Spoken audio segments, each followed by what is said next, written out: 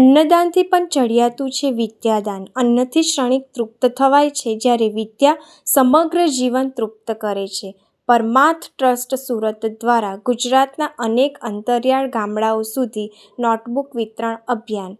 બારડોલી સ્વરાજ આશ્રમ સરદાર વલ્લભભાઈ પટેલના માનસ પુત્રી પૂજ્ય નિરંજનાબાના સાનિધ્યમાંથી પ્રારંભ ગયેલી વિદ્યાદાન મુહિમ વ્યાપક બની રહી।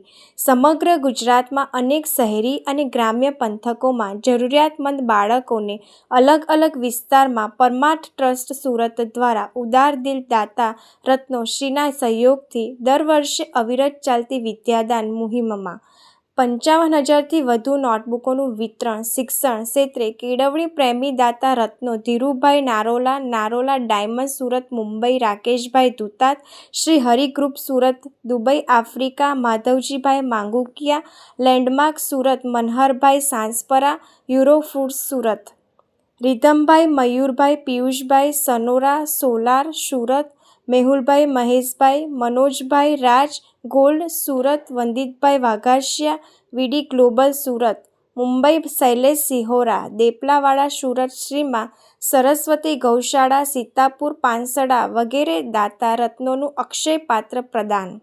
સુરતથી સૌરાષ્ટ્ર સહિત અંતરિયાળ આદિવાસી પંથકની આશ્રમ શાળાઓમાં વિદ્યાભ્યાસ કરતા હજારો વિદ્યાર્થીઓને મદદરૂપ બનતા કેળવણી પ્રેમી દાતા પરિવારજનોની સરાહનીય સેવા બદલ દરેક પંથકના વાલી પણ આભાર વ્યક્ત કરી રહ્યા છે। પરમાર્થ ટ્રસ્ટના મોભી ભરતભાઈ માંગુકિયાએ સુંદર સંદેશ આપતા જણાવ્યું હતું કે નાસ્તિ વિદ્યા સમચક્ષુ, વિદ્યા સમાન કોઈ આંખ નથી। આચરણ વિનાનું જ્ઞાન બોજરૂપ જ્ઞાન છે, જ્ઞાન ભાર ક્રિયા વિના।